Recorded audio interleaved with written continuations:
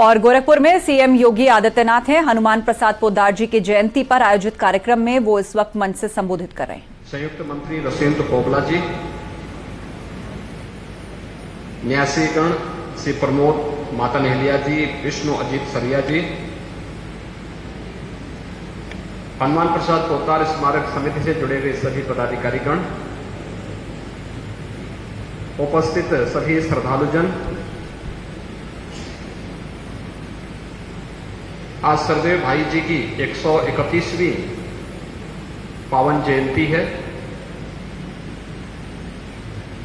इस अवसर पर भाई जी की स्मृतियों को नमन करते हुए प्रदेश शासन की ओर से, मैं उत्तर प्रदेश वासियों की ओर से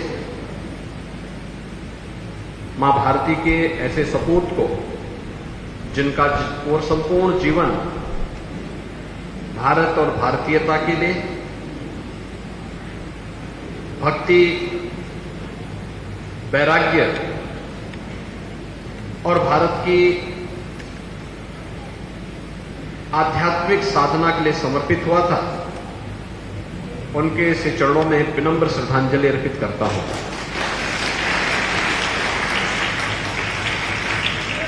हम सब जानते हैं, सरदेव भाई जी ने सरदेव सेठ जी श्री जयदयाल गोयनका जी के सानिध्य में रहकर के गीता प्रेस के माध्यम से भारत की वैदिक साहित्य की, आध्यात्मिक साहित्य की जो सेवा की, वो अत्यंत अभिनंदनीय है। भारत के अंदर सनातन धर्म के प्रति समर्पण का भाव रखने वाले कोई भी ऐसा परिवार नहीं जिसके घर में कल्याण साहित्य की जो सेवा की, वो अत्यंत अभिनंदनीय है। भारत के अंदर सनातन धर्म के प्रति समर्पण का भाव रखने वाले कोई भी ऐसा परिवार नहीं जिसके घर में कल्याण जैसी पत्रिका न आई हो, और कोई भी ऐसा सच्चा सनातन धर्मावलंबी भारत का नहीं जिसने 1926 से लेकर के पिछली सदी के अंदर कल्याण पत्रिका को न देखा हो। कल्याण पत्रिका को आम जन के लिए सुलभ बनाने, उनकी भावनाओं के अनुरूप उसमें भारत के वैदिक और आध्यात्मिक साहित्य का समावेश करने, उसको समाज और परिवार के अनुकूल बनाने के लिए जो साधना सरदेव भाई जी ने कल्याण के संपादक के रूप में किया, कल्याण पत्रिका ने भी सरदेव भाई जी को कभी भी अपने से अलग नहीं किया, और दोनों एक दूसरे के पूरक बन गए। आज भी घर घर में वही साहित्य पढ़ा जाता है जो उस कालखंड में भाई जी ने रचा था, लेकिन यह एक पक्ष है उनका लेखनी का, साहित्यिक का, भारत की वैदिक और पौराणिक साहित्य के प्रति उनकी पकड़ का, लेकिन इससे भी विराट एक व्यक्तित्व सरदेव भाई जी का था। वैसे ऐसा एक सामान्य व्यक्ति को इस पर विश्वास करना बहुत कठिन होगा कि क्या एक व्यक्ति इतने रूपों में हो सकता है कि वह क्रांतिकारियों का भी सहयोगी हो, वह देश के नेतृत्वकर्ताओं के साथ भी संवाद बनाता हो, वह देश के अंदर आई भी किसी आपदा में अग्रिम पंक्ति में रह करके वहां पर सहायता के लिए भी हाथ बटाता हो, सहयोगकर्ता के रूप में, एक स्वयंसेवक के रूप में भी कार्य कर रहा हो, वह एक साथ क्रांतिकारी गतिविधियों को न केवल प्रश्रय देकर के उनको नेतृत्व दे रहा है, बल्कि देश की आजादी के लिए बढ़ चढ़ करके भाग लेने के साथ साथ भारत के मान बिंदुओं की पुनर्स्थापना के उस पवित्र कार्यक्रम के साथ भी जुड़ा हुआ हो। यह अनुमान लगाना हर एक व्यक्ति के लिए असंभव सा होता है, लेकिन ये सच भी है कि भारत के हित में, भारतीयता के हित में, भारत की एक बड़ी जनसंख्या के हित में जो कुछ भी अच्छा हो सकता था, वह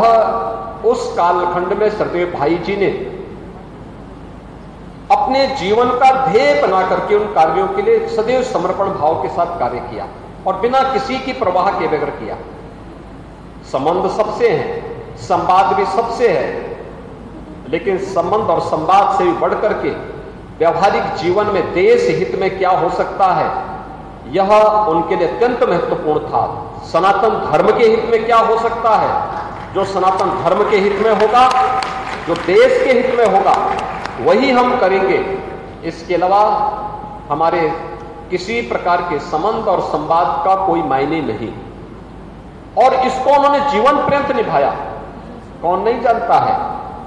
देश की आजादी की उस लड़ाई में सरदेव भाई जी को नजरबंद किया गया, जेल के अंदर डाला गया, साहित्य कल्याण का साहित्य जब्त हुआ, लेकिन उन्होंने इसकी परवाह के बगैर वे लगातार कार्य करते रहे। हर एक उस क्रांतिकारी के साथ सहयोगी बने रहे। यह भक्ति की वह शक्ति है जो सदैव भारत की धरती ने दिया। कभी गुरु गोविंद सिंह जी के नाम पर, कभी छत्रपति शिवाजी के नाम पर, कभी महाराणा प्रताप के नाम पर, और मध्यकाल के इस पूरे कालखंड को उठा करके आप देखेंगे, जितने बड़े क्रांतिकारी हुए, जितने महान योद्धा हुए, उनकी आधारशिला किसी न किसी भक्ति की आधारशिला से वे आगे बढ़ करके शक्ति के एक पुंज बनकर के राष्ट्र का नेतृत्वकर्ता बने। और राष्ट्र के नेतृत्वकर्ता के रूप में उस कालखंड में उनका जो बलिदान था, वह देश के लिए एक नई प्रेरणा का केंद्र बिंदु बना। और वही कारण था कि सरदेव भाई जी ने इन सभी बातों को अपने जीवन का हिस्सा बना करके निरंतर उसको वे अंगीकार करते रहे। साहित्य के क्षेत्र में इतना अद्भुत कार्य गीता प्रेस के माध्यम से रहा हो, आदि पत्रिका कल्याण के आदि संपादक के रूप में उनके द्वारा दिए गए योगदान का रहा हो, या फिर गीता वाटिका में अपनी साधना स्थली में आकर के सरदेव राधा बाबा के साथ मिलकर के, दोनों दो शरीर थे लेकिन दोनों में एक आत्मा निवास करती थी। एक राधा बाबा, सरदेव राधा बाबा पूरी तरह आध्यात्मिक साधना में लीन, किसी भी प्रकार की समाज और व्यवस्था से निरपेक्ष एक ऐसी समाधिस्थ मूर्ति थी जिनको देश काल और परिस्थिति कहीं भी कुछ भी उन्हें स्पर्श नहीं कर सकती थी। लेकिन इन दोनों महापुरुषों का आध्यात्मिक सानिध्य इतने लंबे समय तक एक साथ चला कि दोनों दो शरीर थे लेकिन आत्मा दोनों में एक निवास करती थी। आध्यात्मिक यात्रा दोनों की एक साथ चली, एक लंबे समय तक चली, और आज उसी का परिणाम है गीता वाटिका। उसी आध्यात्मिक शक्ति के एक पुंज के रूप में निरंतर नए नए प्रकल्पों को आगे बढ़ाने के लिए कार्य करती है, लोक कल्याण को अपने जीवन का ध्येय बनाती है। आज जब हम लोग इस बात को देखते हैं, आज भारत स्वतंत्र है, स्वतंत्र भारत में आज देश के अंदर जिस प्रकार का नेतृत्व है वह भारत और भारतीयता के लिए समर्पित है। भारत के मानबिंदुओं की पुनर्स्थापना का कार्य जो वर्षों से लंबित था, कई 100 वर्षों से लंबित था, दशकों से, शतकों से जिसकी प्रतीक्षा लोगों को थी, वे कार्य एक एक करके पूरे होते हुए दिखाई दे रहे हैं। किसी को विश्वास होता था कि अयोध्या में से राम जन्मभूमि पर भगवान राम का भव्य मंदिर बन पाएगा? लेकिन वह साकार हुआ है, वह साकार हो चुका है। किसी को विश्वास होता था कि काशी की संकरी गलियों में इतना बड़ा बाबा काशी विश्वनाथ का इतना बड़ा धाम काशी विश्वनाथ धाम के नाम पर बन पाएगा। आज आप काशी में जाइए, आपको एक विस्तृत धाम वहां देखने को मिलेगा। आप विंध्यवासिनी धाम में जाइए, वहां पे आपको इस प्रकार का स्वरूप मिलेगा। भारत की सबसे बड़े सांस्कृतिक आयोजन कुंभ, जो अव्यवस्था, अराजकता और गंदगी का पर्याय बन चुका था, भगदड़ जिसकी नियति बन चुकी थी, आज सुव्यवस्था, स्वच्छता और सुरक्षा का एक मानक भव्य और दिव्य कुंभ के रूप में दुनिया के सामने अपने आप को प्रस्तुत करता है। ये नए भारत का वह चित्र है जो न केवल आध्यात्मिक, न केवल भौतिक दृष्टि से दुनिया की एक महाताकत बनने की ओर अग्रसर है, बल्कि अपनी विरासत का सम्मान करते हुए आगे बढ़ रहा है। और इन सब के बीच में भी जहां तहां कुछ स्वर उभरते हैं जो अपनी ही जड़ों पर मट्ठा फेरने का काम करते हैं, जब सनातन धर्म को ये लोग कोसने का कार्य करते हैं।